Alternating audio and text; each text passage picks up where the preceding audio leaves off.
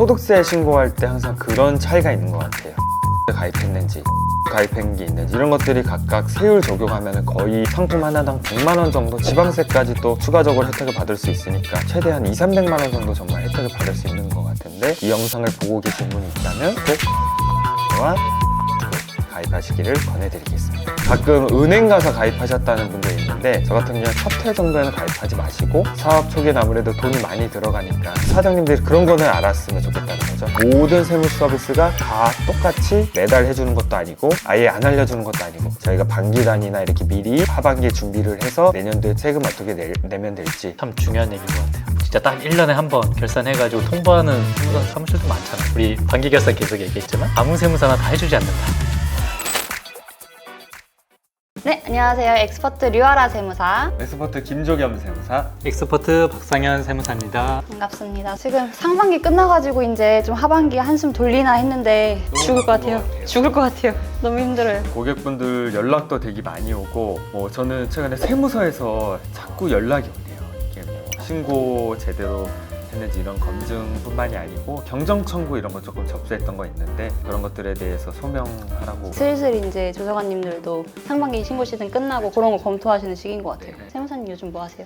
저는 일단은 저희 세무법인 때문에 바쁘고 그리고 이제 상반기 했으니까 저희가 이제 또 내년 준비를 뭐 지금부터 슬슬 시작해야 되잖아요. 상반기 반기 결산하고 그 부분 이제 저희가 조금 더 이제 구체적으로 어떻게 하고 있는지 좀 한번 좀 얘기해 주시면 좋을 것 같아요. 반기 결산 다 시작하셨죠? 고객분들. 그죠? 보통 어떤 식으로 하세요? 반기 결산 세무사님? 예전에는 저 같은 경우에는 이제 사실은 저희 더조 위하고 T라고 하는 프로그램을 쓰고 있어서, 사실 세금 신고할 때는 자동 전표 수집이 다 되기 때문에 좀 편리하게 할 수가 있는 반면에, 또 저희가 사실은 세금 신고나 결산을 하기 위해서는 결국에는 또 저희 직원분들이 열심히 고생을 해주셔야 되잖아요. 그렇기 때문에 많이 이제 어려움이 있었는데, 최근에는 세무 리포트 솔루션을 좀 도입하면서 이게 매달 그리고 분기 단위로, 반기 단위로 사업 분석 보고서라 해가지고 우리 매출과 매입과 인건비까지 차감하고 실제 조금은 러프할 수 있지만 예상 손익까지 다 나오기 때문에, 그런 솔루션을 이용해서 고객분들한테 조금 더 시각화된 자료를 조금 더 손쉽게 전달을 하고, 이런 형태로 저희가 결산을 해서 고객분들께 안내를 좀 드리고 있습니다. 그 대표님들 입장에서는 그 반기 결산이 뭐 때문에 좀 필요하신 것 같으세요? 저한테 물어보시는 거예요. 대표님 입장에서 그런 거 아닐까요? 좀 예상할 수 있는, 우리가 내년도에 이제 세금을 그럼 얼마나 내야 될까, 나는 지금 어느 정도 진행이 된 걸까, 이런 것들을 확인해서, 그럼 경비가 부족하면 매입자를 좀 보완을 해야 될 수도 있고, 또 예상 세금에 따라서 돈도 준비를 해야 되잖아요.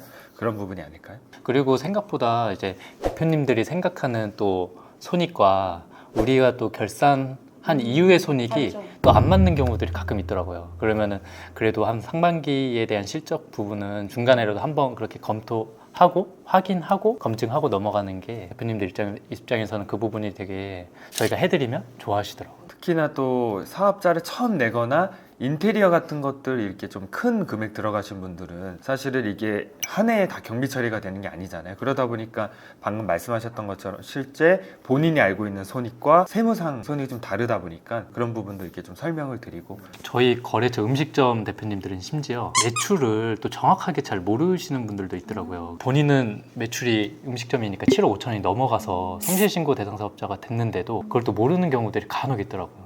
그래서 중간에라도 그렇게 상반기 매출 실적이라도 한번 안내드리고 성실신고 대상 여부도 확인해드리는 것도 좋더라고요. 왜냐면 음식점 사장님들이 성실 좀 피하고 싶으셔가지고 그렇게 알려드렸을 때 좀 휴일을 조금 늘리시면서 매출을 조정하시기도 하더라고요. 그런 부분을 말씀드리면 좋을 것 같아요. 그렇죠. 또 상반기 매출 추이만 봐도 이제 이게 성실신고 대상자로 전환될지 아니면 법인 전환을 해야 될지 이런 것들도 좀 판단을 해야 되는 시기가 아닌가 싶고, 우리 그러면은 그래도 아라세무사님은 학원 업종은 조금 다른 점이 있을 것 같은데. 일단 제가 보기엔 아까 말씀하신 그 음식점이랑 마찬가지로 성실신고에 대한 그 판정을 지금 이 시점에 한번 짚고 넘어가고, 저희는 이제 5억 기준이잖아요. 그러다 보니까 저희는 2억 기준으로 상반기 매출이 2억이 넘어갔다 하면 이제 슬슬 좀 전화를 드려가지고 하반기 매출 추이가 어떠실 것 같냐라고 상담을 드리는데 그 저희 같은 경우는 경비 부분이 좀 누락되는 거를 한번 체크를 하긴 하거든요. 그래서 상반기 결산 한번 해보고 이게 좀 카드 사용분이 없다. 그럼 분명히 카드 변경이 있는 거거든요. 아니면은 약간 인건비 신고가 좀 저조한 것 같다. 그러면 이제 혹시라도 하반기 고용 계획이 있으신 경우에는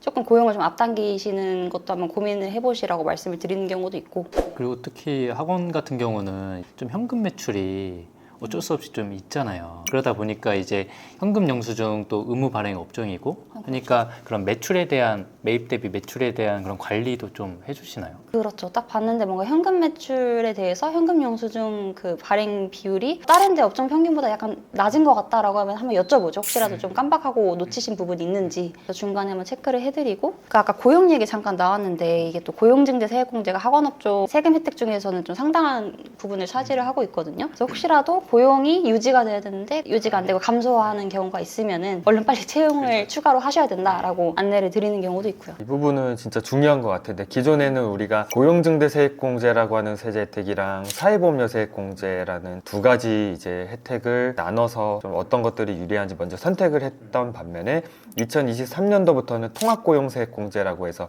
하나로 통합이 되다 보니까 이제 하나의 방식으로 만 계산을 하면 되는데 또 청년 나이가 좀 바뀌었잖아요. 그래서 기존에는 청년 나이가 만으로 29살이었는데 통합고용세액공제에서는 만으로 34살이다 보니까 그런 부분 인원수에 맞춰서 청년 근로자 수를 좀 다시 계산하는 이런 이슈가 좀 있는 것 같아요. 그리고 이제 법인 사업자들 같은 경우는 상반기 결산 토대로 체크해야 될 게 좀 있을 것 같아요. 제 생각엔 이제 보통 이제 상반기 결산하고 나면 이익이 많이 나는 이제 법인 같은 경우는 뭐 대표님 보수라든지 이런 부분도 조정할 수도 있고 오늘 이제 상담을 하고 온 데인데 반대로 좀 상반기 결산 내용 보니까 좀 결손이 난 거예요. 오히려 대표이사 보수를 조금 줄이는 대신에 우리가 지금 9월부터 12월까지 중간 배당이 가능하니까 그 대표님 급여를 좀 줄이고 그 부분을 중간 배당으로 좀 보전하는 형태로 지금 제가 상담을 하고 왔거든요.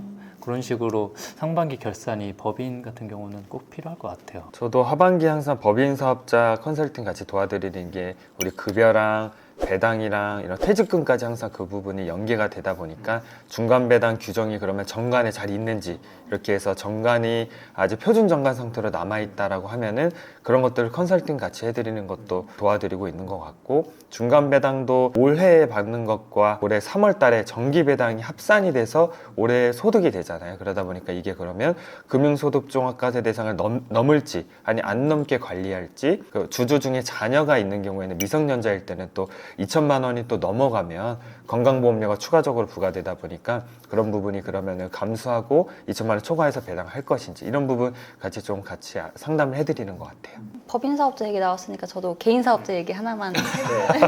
주제를 자꾸 바꿔. 개인 사업자 같은 경우는 노란우선공제 불이익 좀 조정 미리 말씀드리거든요. 이게 갑자기 소득이 확 뛰시는 경우가 있는데 그거 이제 생각을 못 하시고 기존에 이제 작년 기준으로 불이익을 하시다 보면은 너무 아까워요. 이게 불이익 엄청나게 많이 했는데 한도가 줄어들다 보니까 다 공제를 못 받으시고 사실 이게 폐업하기 전까지는 다시 이제 빼지도 못하는 돈이잖아요. 돈이 묶이는 건데 그 노란우산 공제 그 협회? 네, 그 회에서는 이런 거 체크 안 해주잖아요. 아 그렇죠. 그런 거 그죠. 안 해주죠. 저희 세무사만 해줄 수 있는 해드릴 거죠? 수 있는 부분이죠. 그리고 노란우선공제 직접 또 가입해주세요? 네, 대행해드리고 있어요. 저도 직접 네. 가입을 해주는데 네. 서류만 좀 작성해 주셔야 되는데 은행 같은데 이렇게 하면은 결국엔 또 저희가 준비해 드려야 되는 서류들이라서 우리 엑소퍼트에서는 직접 또 노란우선공제도 신경 써 드리고 있으니까 친절한 엑스퍼트. 가끔 은행 가서 가입하셨다는 분들이 있는데 그런 분들은 사업자 내고 사업용 계좌 만들고 이렇게 하다 보니까 바로 은행 가서 바로 가입하셨는데 사실은 사업 초기에는 이미 우리가 시설 투자 같은 것들이나 이런 것들이 있어서 노란우선 공제 한도를 다 절세 혜택을 볼 수 없음에도 불구하고 어떻게 보면 은행에서 그냥 잘 모르시고 가입하고 오시는 경우가 많아서 저 같은 경우는 첫 해 정도에는 가입하지 마시고 둘째 정도 조금 이제 사업 초기에는 아무래도 돈이 많이 들어가니까 그 이후에 조금 여유가 생기시면은 저축한다 생각하시고 저축도 하고 복리 이자에 나중에 폐업할 때 대비도 하고 또 소득공제 때까지 이렇게 보실 수 있도록 안내를 드립니다.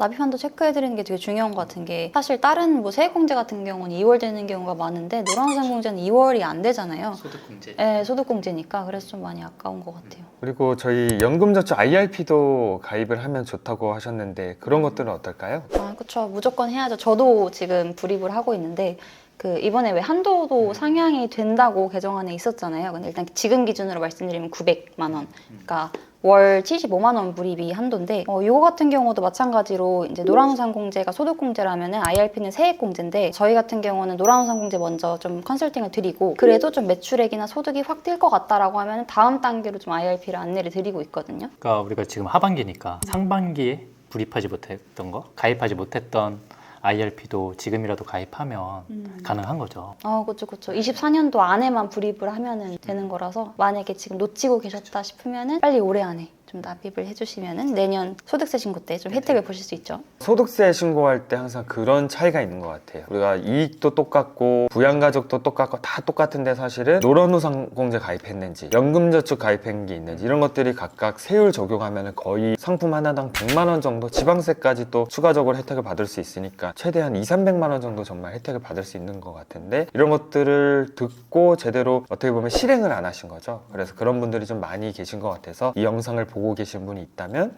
꼭 노란우산공제와 연금저축을 가입하시기를 권해드리겠습니다. 우리가 지금 하반기에 내년도 세금 신고를 준비하는 유용한 팁들을 안내드리고 있잖아요. 그래서 마지막 한 가지씩 그래도 핵심 포인트만 어떤 거를 좀 말씀 줄 수 있을까요? 핵심은 나의 손익과 실제 손익과 상반기 결산 손익을 검증해보자, 확인해보자. 그게 핵심. 그리고 이게 항상 이제 세금 신고가 후행적이다 보니까 사실 저희가 지금 예측하는 이제 내년의 세금은 어디까지나 예측이고 예상이거든요. 정확한 게 아니고. 근데 어찌됐든 간에 저희가 이제 세무대리인으로서 오차 범위를 최대한 줄여가지고 예상은 해볼 수 있는 거잖아요. 그 노란우산공제나 IRP 같은 경우도 작년 기준보다는 저희가 지금 현재 기준으로 예측을 해드리는 부분이 조금 더 정확하니까 좀 상담을 통해서 그런 부분들을 좀 체크를 하시면 좋을 것 같습니다. 우리가 뭐 최근에 여러 가지 기술을 활용한 모바일 서비스들도 많이 나오고 있는데 어떻게 보면 그런 모바일 세무 서비스와 우리 지금 현존하는 조금 스마트한 세무 서비스와의 차이점이 그런 게 아닐까 싶어요. 예를 들어서 모바일 앱으로 그냥 단순하게 매출 매입만 확인하는 것과 우리가 그래도 어떻게 보면 사람의 좀 노동이 들어가긴 하지만 정확한 데이터를 이제 사장님께 안내드려서 내년에 이제 세금 신고를 준비할 수 있게 한다는 게 첫 번째일 것 같고 두 번째는 어떻게 됐든 세무 서비스가 좀 발전해 나가야 되는 방향이 아닌가 생각이 되는데 원래는 제가 사실 1년에 한 번 소득세 신고나 법인세 신고할 때만 사실 결산을 하는 게 일반적인 세무 기장 서비스잖아요. 그래서 그 사장님들이 그런 거는 알았으면 좋겠다는 거죠. 모든 세무 서비스가 다 똑같이 매달 해주는 것도 아니고 아예 안 알려주는 것도 아니고 스마트하게 좀 효율적으로 시스템을 갖추고 있기 때문에 저희가 반기 단위나 이렇게 미리 하반기에 준비를 해서 내년도에 좀 어떻게 세금 어떻게 내면 될지 조금 더 이제 적합한 컨설팅을 도와드리고 있을 수 있는 게 아닌가. 참 중요한 얘기인 것 같아요. 우리 반기 결산 계속 얘기했지만 아무 세무사나 다 해주지 않는다. 진짜 딱 1년에 한 번 결산해가지고 통보하는 세무사 사무실도 많잖아요. 맞아요. 소득세 신고할 때 그냥 뭐 말일 얼마 안 남았는데 기한 얼마 안 남았는데 세금 뭐 3천만 원 나온다. 왜 이렇게 많이 나오냐 이렇게 하시잖아요, 보통. 저희는 반기 결산 플러스 매달 또 저희가 세무 리포트로 계속 보고해드리니까 참 저 같아도 여기 맡길 것 같아요.